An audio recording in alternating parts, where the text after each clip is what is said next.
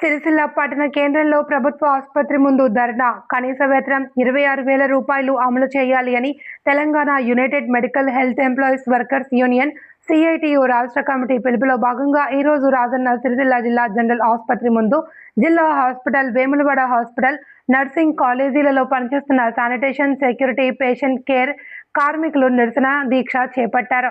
హాస్పిటల్లో పనిచేసే కార్మికులకు గవర్నమెంట్ నిర్ణయించిన వేతనాన్ని ఇవ్వాలి అని, కాంట్రాక్ట్ పద్ధతిని రద్దు చేయాలి అని, 11,000 జీతంతో బ్రతకడం కష్టంగా మారింది అని కార్మికులు ఆవేదన చెందారు. నెలకు కనీస వేతనం 26,000 రూపాయలు చెల్లించాలి అని డిమాండ్ చేశారు.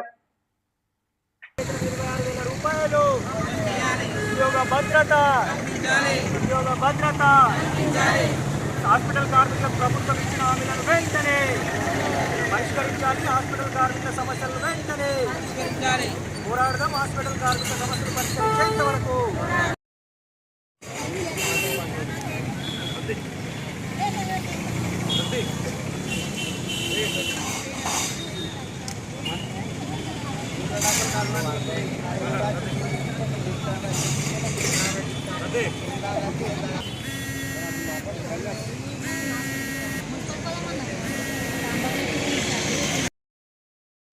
ప్రభుత్వ ఆసుపత్రులు, మెడికల్ కాలేజీలలో పనిచేస్తున్నటువంటి sanitation, patient care, security guard సిబ్బందికి కనీస వేతనం 26,000 రూపాయలు అందించాలని, అదేవిధంగా ఉద్యోగ భద్రత కల్పించాలని తదితర డిమాండ్ల మీద ఈరోజు రాష్ట్ర కమిటీ పిలుపులో భాగంగా రాజన్న సిరిసిల్ల జిల్లాలోని జిల్లా ప్రభుత్వ ఆసుపత్రి, వేములవాడ ఏరియా ఆసుపత్రి, నర్సింగ్ కాలేజీలలో పనిచేస్తున్నటువంటి కార్మికులందరూ కూడా ఒకరోజు నిరసన దీక్ష కార్యక్రమాన్ని చేపట్టడం జరుగుతూ ఉంది.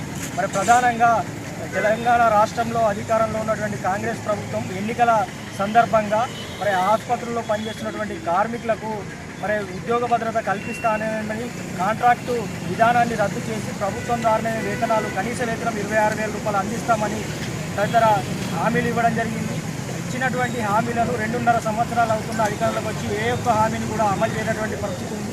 అనేక సార్లు వైద్య ఆరోగ్య శాఖ అధికారులను, మరి మంత్రులను, ప్రజాప్రతినిధులను, ముఖ్యమంత్రి గారిని కలిసినప్పటికీ కూడా మరి వీళ్ళ సమస్యల పట్ల పట్టించుకోకుండా నిర్లక్ష్యంగా వివరిస్తున్నటువంటి పరిస్థితి ఉంది. మరి ఆసుపత్రులలో వచ్చేటువంటి రోగులకు అనేక సపర్యలు చేస్తూ ప్రజలకు సేవలు అందిస్తున్నటువంటి హాస్పిటల్ కార్మికుల పట్ల ప్రభుత్వం నిర్లక్ష్యంగా వివరించడం సరైన పద్ధతి కాదు. ఇప్పటికైనా ఆ విధానాన్ని మానుకొని ఏదైతే కార్మికులకు ప్రభుత్వం హామీ ఇచ్చిందో ఇచ్చిన హామీ ప్రకారము మరి కనీస వేతనం 26,000 రూపాయలు అందించాలి, ఉద్యోగ భద్రత కల్పించాలని చెప్పి మేము సందర్భంగా ప్రభుత్వాన్ని డిమాండ్ చేస్తూ ఉన్నాం.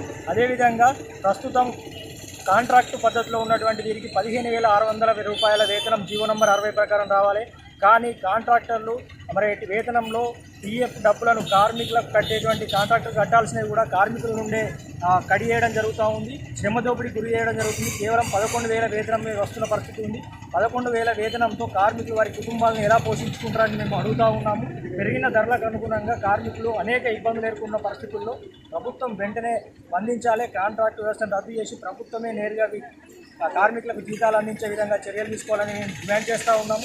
ఈరోజు ఒక్కరోజు నిరసన దీక్ష చేయబడతా ఉన్నాం. ప్రభుత్వం స్పందించి సమస్యలు పరిష్కరించకుండా కనుక రానున్న రోజుల్లో అవసరమైతే మొత్తం పూర్తిగా పనులు బంద్ చేసి నిరవధిక సమ్మెకైనా వెళ్తాము.